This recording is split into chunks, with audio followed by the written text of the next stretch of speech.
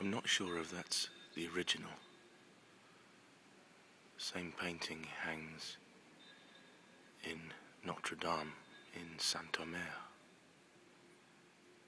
It's by Rubens, La Descente de Croix, Descent from the Cross. And this is l'Église Jean the Baptiste in Arras,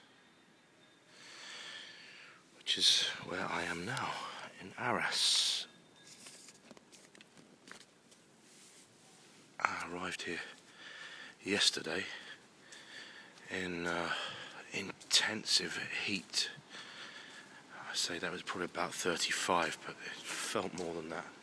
It was a long walk, a long straight road, field after field after field, and then when I finally arrived in Arras, I'd been out of water for about half an hour, feeling a little bit lightheaded. Just wanted to go to a cafe.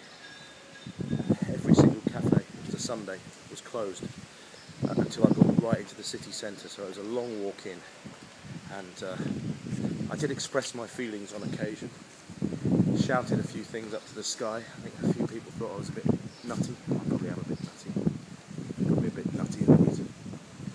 Try and attempt to walk 4,000 miles to the edge of the Sahara Desert. It'd be complete gloom and gloom, actually. Well, this is the church in Arras. Arras is another one of those northern French towns that suffered a lot in both the First and the Second World Wars.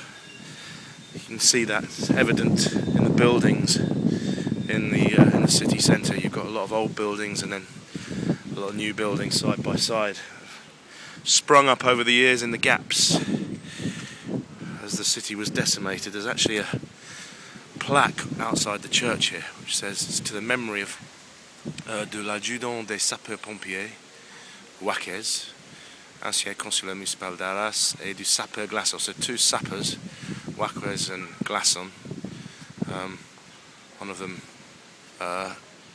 associated with the firemen, I think, who on the Tuesday the 10th of July 1915, so, well, today's the 12th of July, so we're looking at just over 95 years ago. They fought an incendiary device in this church under a violent bombardment. So, two brave men died whilst dealing with an incendiary device inside that church. And it's been fascinating, even just walking from Calais inland. We've already passed several First World War cemeteries, and when I was in La Coupole, the dome, the other day, just outside Helfo, Hitler's underground bunker, I learned a little bit about the big evacuation Operation Dynamo in 1940 from Dunkirk.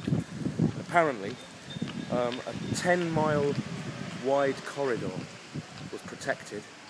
The French fought so I'm just trying not to get run over here by the fan. Protected basically a 10-mile wide corridor, so that 340,000 men would be evacuated from Dunkirk. It was a retreat on a grand scale, and effectively it was a bittersweet victory for Hitler at the time. Only 35,000 men were taken prisoner. My great uncle was actually on one of the ships, Lancastria, the greatest maritime disaster Britain has ever known, and yet not known because it was Code D. Winston Churchill didn't want the morale of the nation to be affected, so it was kind of brushed over. But thousands of men lost their lives on the Lancastria. Bigger disaster than even the Titanic. But lots of men did get back to Blighty. A whole load of boats, small boats, any kind of boat that was seaworthy was used to help get the men back to England and back to safety. Obviously until further on into the conflict. But yeah, they were squeezed on all sides at the time, so could have been an absolute tragedy if they'd been stuck in northern France.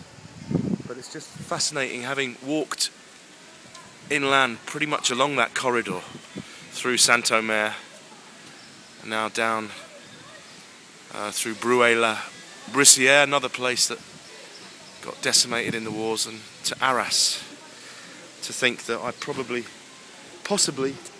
walked along some of the similar roads that some of those 340,000 men were walking the opposite direction back in 1940 to try and escape the advances of Nazi Germany.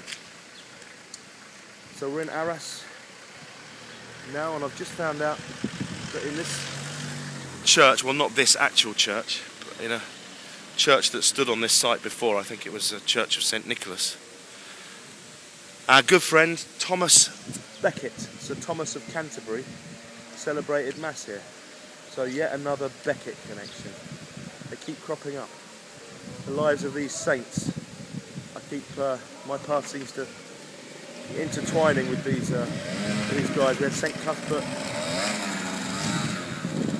up in Scotland and Northumberland, and St. Thomas of Canterbury cropped up again. Anyway, I'm going to stroll down here and write in my notebook. But yes, today is the 12th of July, which means that we'll have caught up finally with all the video postings. So hopefully you'll be up to date. 12th of July, the day after Spain won the World Cup. So all my predictions about Alain Le Pays but it has to be said, Spain were the better side by far and deserved it. And yeah, the Dutchmen did play a bit of a rough game.